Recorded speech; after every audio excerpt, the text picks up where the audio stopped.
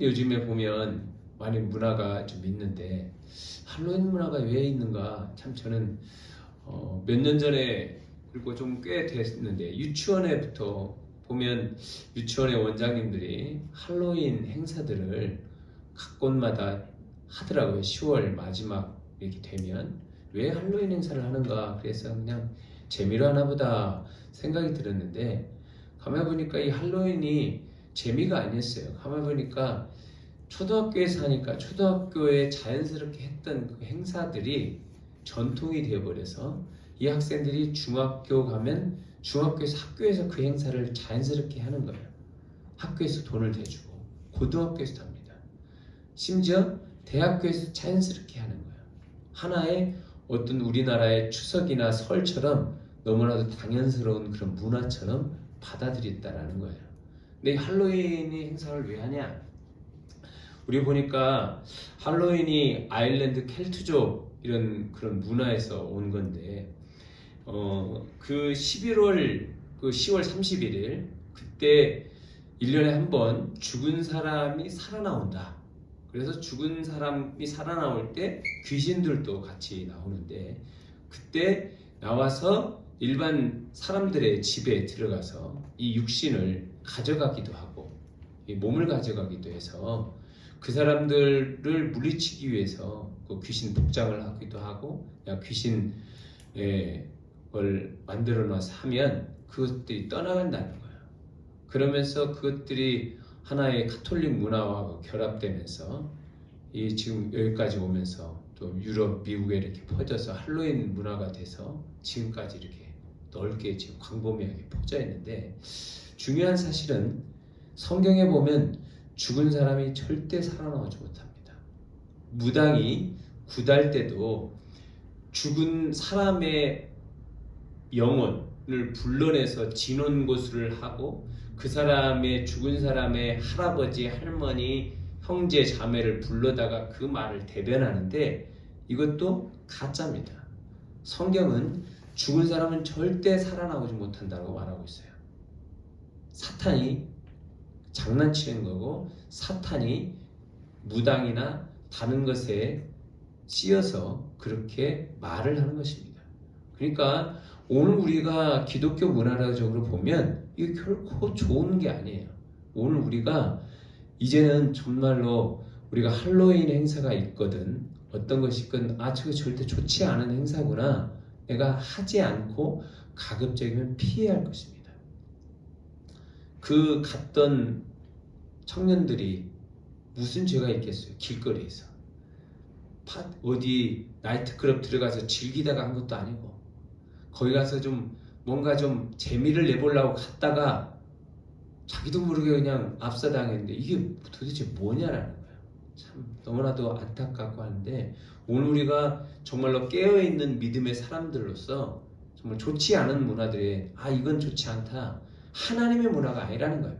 성경적이지도 않고 오늘 우리가 그것들을 정말로 시시비비를 분별하고 가능하면 그런 것들이 학교에서나 어디에서 있을 때 가능하면 내가 리더가 있다면 내가 그곳에 결정권에 있고 내가 그거 있다면 가능하면 피할 수 있도록 할 수 있는 저와 여러분의 지혜가 있기를 소원합니다.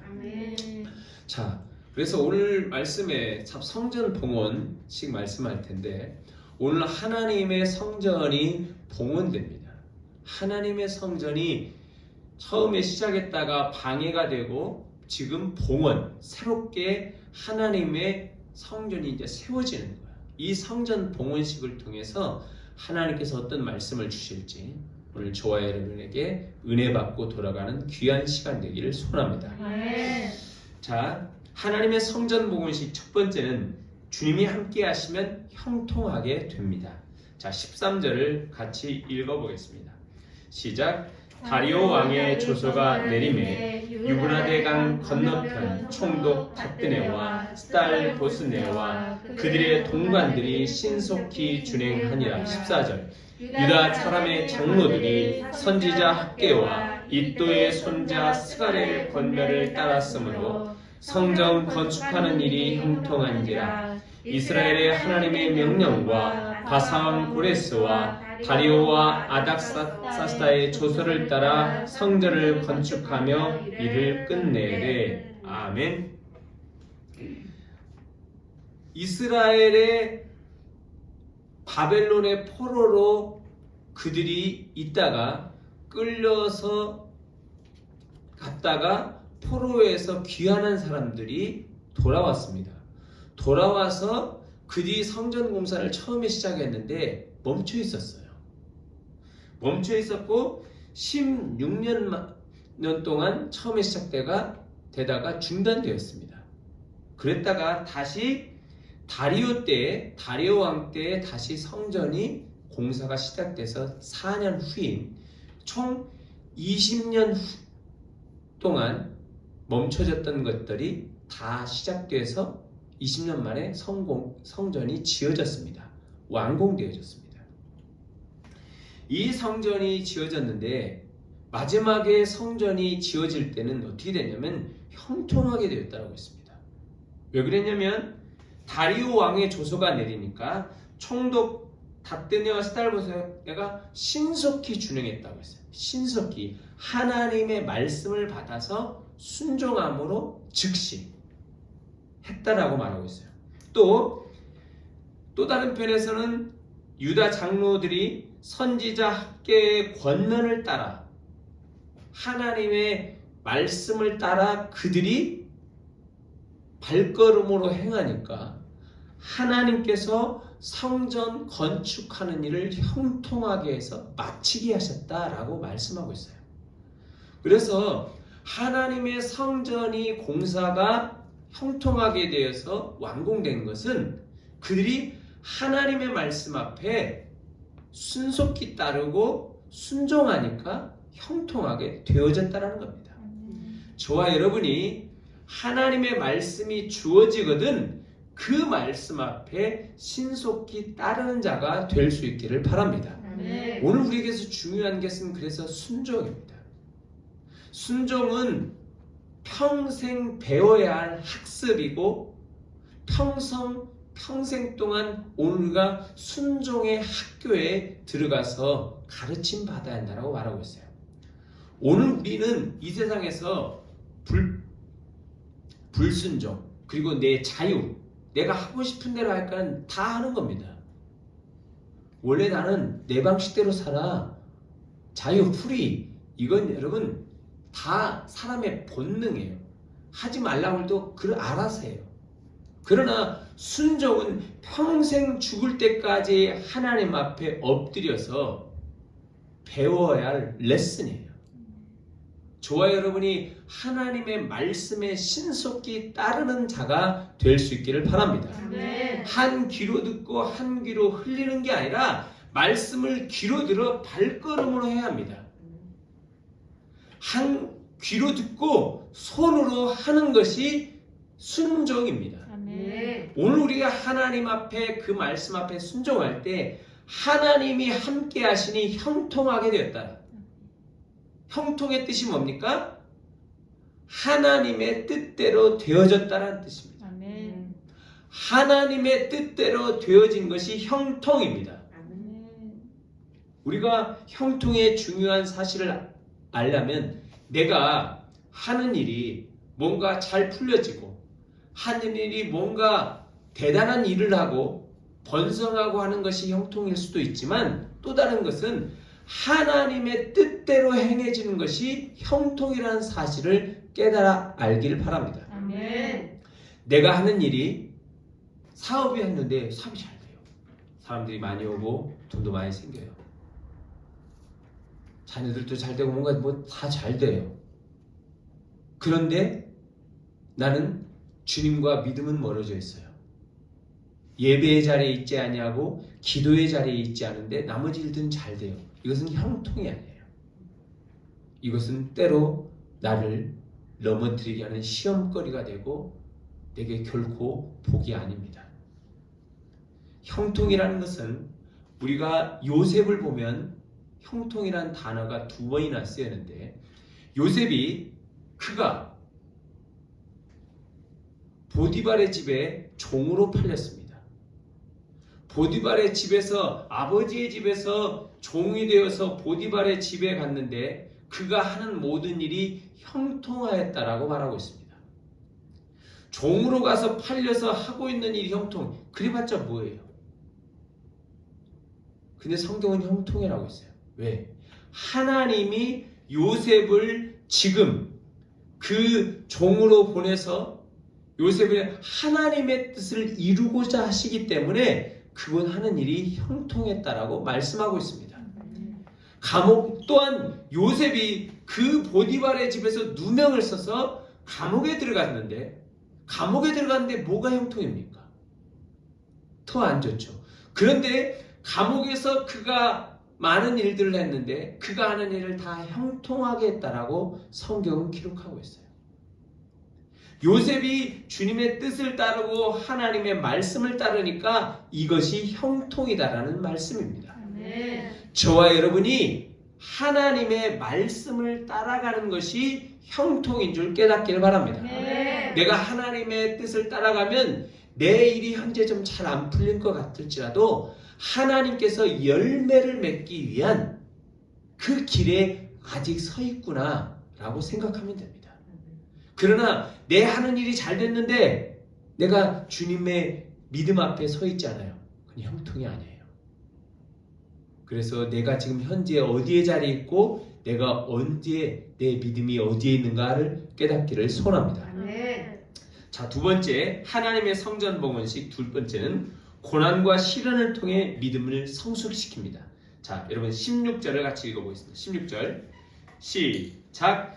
이스라엘 자손과 제사장들과 레위 사람들과 기타 사로잡혔던 자의 자손이 즐거이 하나님의 성전 봉헌식을 행하니 하나님의 성전 봉헌식을 행할 때 수소 100마리와 순양 200마리와 어린 양 400마리를 드리고 또 이스라엘 지파의 수를 따라 순념소 12마리로 이스라엘 전체를 위하여 속죄제를 드리고. 아멘. 하나님의 성전 봉헌식을 즐겁게 지금 하고 있습니다. 이들이 성전 봉헌식을 했는데 이 성전이 봉헌 다 마치고 하나님 앞에 드려지는 그 예배, 성전이 세워졌는데 여러분 실제로 성전이 하나님께서 세워주시겠다라고 했는데 그 성전이 언제 세워졌냐? 이스라엘이 바벨론 포로 70년 동안 그들이 고통받고 어려움 당하고 포로로 끌려서 압제받을 것이라고 했는데 실제적으로 그들이 하나님 앞에 성전 봉헌하게 된 그때가 예루살렘의 성전이 무너지고 다시 세워지는 정확히 70년 되는 해입니다. 하나님이 예정하신 때에 70년이 지나고 성전이 봉헌되고 다시 세워진 겁니다. 그런데 지금 70년이 세워지기 전에 그들이 바벨론에 귀환된 포로가 왔는데 실제적으로 20년 동안 이 성전이 계속 질라다가 중단되고 계속 멈춰지고 잘 안 됐었어요. 그런데 이것이 20년 만에 완공되고 성전이 무너진 지 70년 만에 하나님의 약속대로 세워졌습니다. 이것은 여러분 하나님의 성전이 바벨론 포로에서 끌려오자마자 바로 했더니 바로 됐어. 그러면 하나님께서 그렇게 하지 않겠죠. 하나님은 오늘 우리가 고난과 시련을 통해서 믿음을 성숙시킨다는 사실을 깨닫기를 바랍니다. 아멘. 하나님은 믿음과 시련을 통해서 그들에게 성전 다시 세워지니까 이렇게 힘들구나. 20년 동안 얼마나 힘들겠어요. 20년은 거의 한 대수가 되는 10년밖에 30년인데 한 대수가 그 10년에 모자라는 거예요. 젊었을 때 완 사람들이 하려고 했는데 이미 어느덧 중년이 되고 어떤 사람은 그 성전을 지으려다가 그것이 완공된 걸 못 보고 죽은 사람도 있었어요. 성전 세워지는 거 이렇게 힘들구나 라는 겁니다. 오늘 여러분, 오늘 우리가 하나님께서 중요한 사실은 내가 고난과 시련을 통해서 내가 믿음이 성숙되고 있다는 사실. 여러분에게 고난이 있고 시련이 있다면 그것은 내 믿음을 세워나가는 하나님의 방법이라는 것을 깨닫기를 바랍니다. 아멘. 교회가 세워지는 것도 그렇고 여러분의 사람이 믿음이 세워지는 것도 마찬가지입니다. 하나님의 성전, 여러분의 믿음은 고난을 통해서 시련을 통해서 성숙될 수 있고 열매 맺게 된다는 사실을 깨닫기를 바랍니다. 아멘. 그래서 여러분 시련과 고난을 두려워하지 말고 탐대하게 나가십시오. 아멘. 아멘. 아멘. 여러분 지금 오늘이 힘든 것 같지만 과거를 생각하면 과거의 날들이 얼마나 아름답습니까? 그렇죠? 지난 몇 달 동안 저도 이 교회 지금 이자나이라고 너무 막 경매를 너무 힘들었는데 근데 또 지난 한두 달을 생각해 보면 한두 달 참 감사하다. 한두 달이 참 좋구나. 지나간 시간들이 다 감사한 거예요. 여러분 오늘 우리에게 오늘 현재에 힘들고 어려워서 내려놓고 싶고 포기하고 싶은 것들이 있을 겁니다. 그런데 그 힘듦과 어려움을 통해서 내 믿음이 연단된다는 사실을 알고 주님 한 분만 붙잡고 주님 한 분의 손은 놓지 말고 견디며 나아갈 수 있기를 바랍니다. 아멘. 그러면 나는 성숙되는 것입니다. 아멘. 주님의 그리스도 예수의 장성에 분량한 충만한 믿음에 이르게 될 줄 믿습니다. 아멘. 주께서 이것을 원하시는 겁니다. 아멘. 주께서 오늘 우리를 성숙되도록 만들어가는 겁니다. 아멘. 이것이 하나님이 우리 기뻐하는 거예요.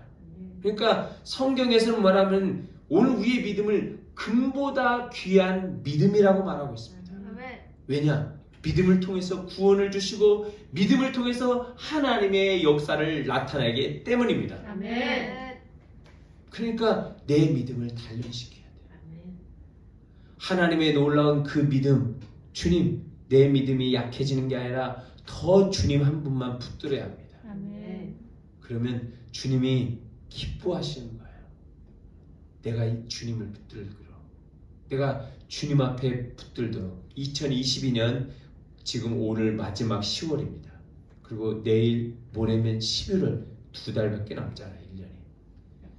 오늘 우리가 2022년 결단한 많은 것들이 있어요. 아직 열매가 맺혀지지 못하고 아직 혹 싹도 나지 않은 많은 여러분들이 기대했던 소망의 열매들이 있다면 나머지 2달 동안 주님을 붙잡고 더 주님 앞에 믿음과 시련을 통해서 그 연달시켜진 그 열매를 향해서 힘있게 걸어나갈 수 있길 바랍니다. 아멘. 그래서 주께서 원하시는 열매를 맺기를 소원합니다. 아멘. 자, 세 번째, 하나님의 성전 봉헌식 세 번째는 내 몸이 주의 성전이 되도록 결단해야 합니다. 자, 19절 같이 읽습니다.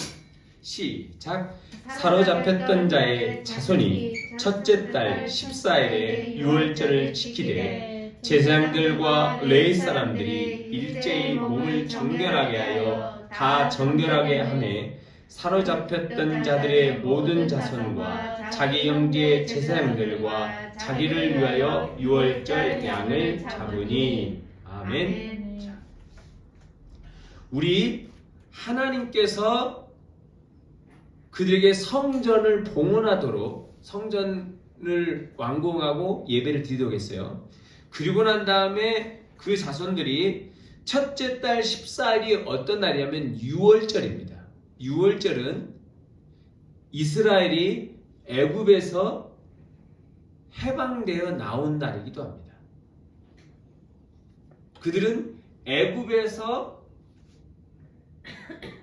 종에서부터 해방되어 하나님의 백성이 되었습니다. 이제 전혀 다른 종에서 하나님의 백성이 되었고 그들은 자유하게 되었고 우상 숭배의 문화와 죄의 문화에서 벗어나 하나님의 거룩한 법, 하나님의 백성으로 살아갈 수 있는 길을 열어주었다는 것입니다. 그 시작이 바로 유월절입니다. 그래서 이스라엘 사람들은 유월절을 가장 중요시하게 믿음의 사람들은 여겼어요. 그런데 다윗, 솔로몬 이후로 유월절을 대부분 유다 왕들이 지키지 않습니다. 북이스라엘은 더더욱 그렇고, 이스라엘 남유다 왕 가운데 유월절을 지키는 왕들이 그런 거의 많지 않아요.